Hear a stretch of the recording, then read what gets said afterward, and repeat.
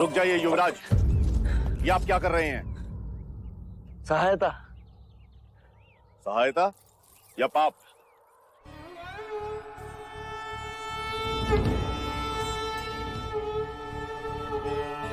पाप? कैसे पाप? क्या आप नहीं जानते? ये एक शूद्र है और तुम ओछी जाति के युवराज को रोकते तक नहीं, दंडवत होके क्षमा मांगो युवराज से। ठहरो ठहरो, ये हमसे क्षमा क्यों मांगे? इसने आपको छूने का अपराध किया है। इसने मुझे नहीं, मैंने इसे छू। क्षमा युवराज, पहले इसने इस ब्राह्मण मार्ग में आने का अपराध किया है। कैसा अपराध? ये मार्ग सबके लिए है। ये सृष्टि, ये जल, वायु, मिट्टी, ये ईश्वर का अपराधी है और इसे दंड मिलना चाहिए। उसी ईश्वर ने इसे बनाया है जिसने तुमको, और यदि ये ईश्वर का अपराधी है तो इसे ईश्वर ही दंडित करेगा। तुम होते कौन हो इसे दंडित करने वाले? तुम केवल ब्राह्मण, अधिकारी नहीं, अधिकारी ईश्वर है। मत युवराज, हम इस सृष्टि पर ईश्वर का प्रतीक हैं, इस धरती पर भगवान का रूप हैं। केवल हम वेदांती पूजा पाठ कर्म से पुण्य के अधिकारी हैं, पुण्य के। यदि ये सत्य है तो कर लेते हैं तुम में और इसमें तुलना। इस मनुष्य ने अपने खून पसीने से इस मिट्टी को सींचा है, फल फूल उगाए।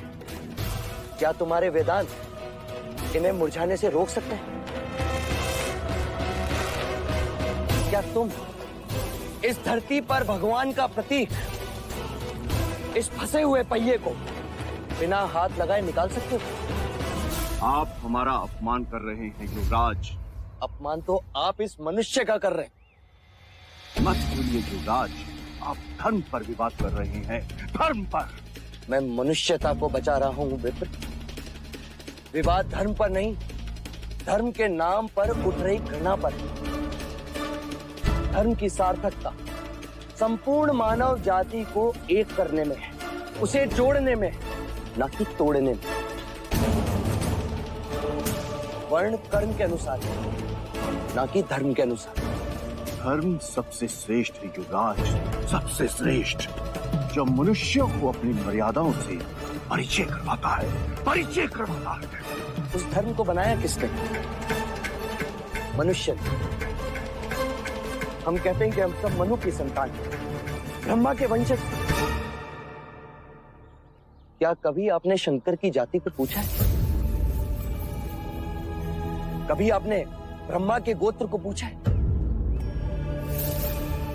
या कभी विष्णु के वर्ण को पूछा है?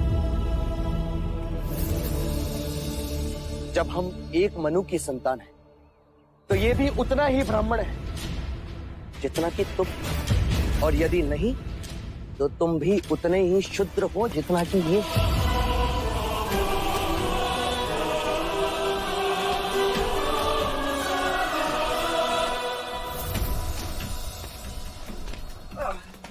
चलो पहिया निकाले।